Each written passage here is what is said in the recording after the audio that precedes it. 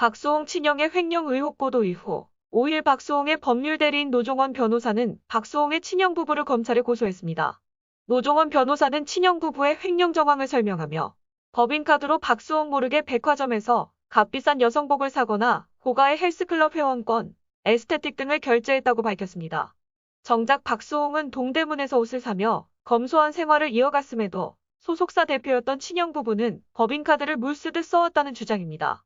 게다가 박수홍은 7대3의 비율로 정산받지조차 못했고 그 통장마저도 형에게 맡긴 채 형수에게 용돈을 받았었습니다. 이 모든 것이 박수홍이 형을 믿었기 때문입니다.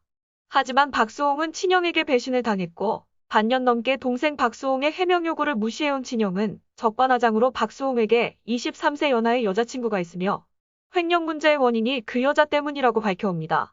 여자친구로 사건의 본질을 흐리는 친형 측에 대해 박수홍 측 노종원 변호사는 횡령을 입증할 증거가 있는 바 검찰에서 명명백백히 진실을 밝히겠다고 말합니다. 하지만 언론과 유튜버들은 진실보다는 제밥에 관심이 커 보입니다. 이른바 온라인에서는 박수홍의 사생활 파헤치기가 진행 중입니다.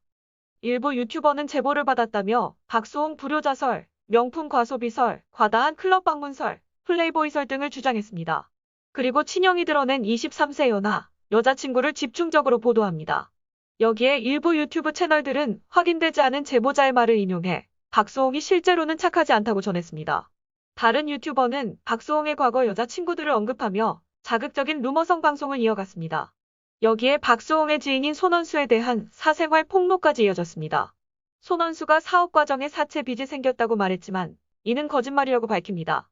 사실은 지인 A씨에게 투자 명목으로 2억 5천만 원을 받은 후 손원수가 연락을 끊어 사기로 소송을 당했다고 전합니다.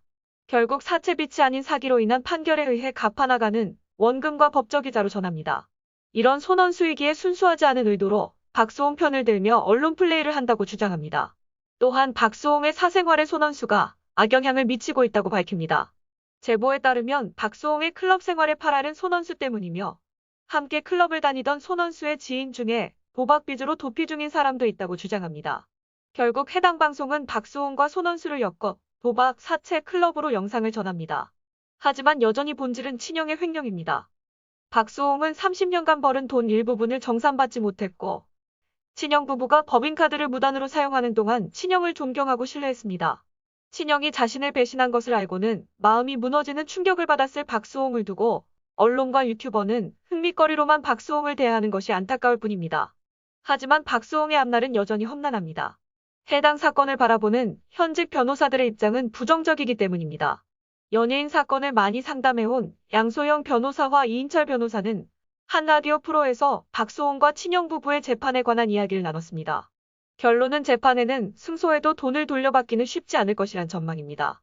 함께 출연한 이인철 변호사는 연예인들이 재산 관리를 가족이나 매니저에게 맡기는 경우가 종종 있는데 그것이 큰 실수의 시작이라고 언급했습니다. 박수홍의 경우 친형이 소속사 대표를 맡고 수익 정산을 박수홍 씨가 7소속사가 3으로 합의했다고 밝힙니다. 부연 설명하자면 박수홍처럼 안정적으로 활동하는 스타의 경우 스타가 9소속사가 1인 경우가 대부분인데 박수홍은 친형 부부의 사정을 고려하여 7대3으로 소속사에 많은 지분을 주었습니다. 이 변호사는 30년의 연예 활동 중 수입이 많을 땐 1년에 수십억 정도 번다고 한다. 그런데 박수홍이 실제로 소속사에서 받는 연봉이 1억에서 2억 정도밖에 안 받았다고 한다. 미정산 부분을 확인하는 과정에서 돈이 사라진 것을 발견하고 횡령으로 고소장을 접수한 것으로 보인다고 덧붙였습니다. 양 변호사가 연봉이 박수홍 씨는 2억, 형은 10억 이런 식으로 되어 있다고 하는데 이게 횡령이 되냐고 질문하자 이 변호사는 애매하다고 대답합니다. 애매하긴 하다.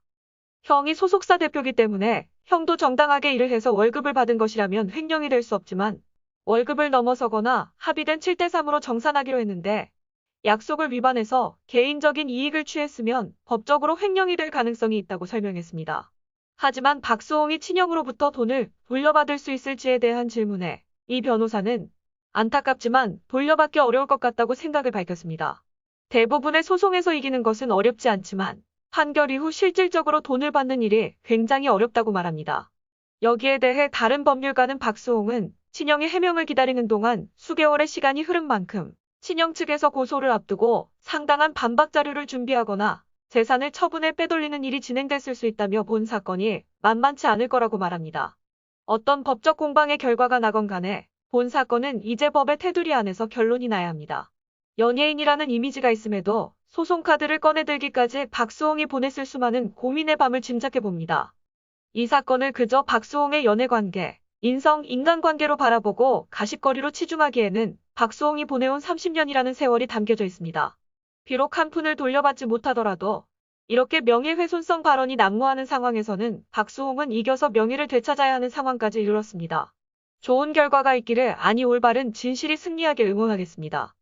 시청해주셔서 감사합니다.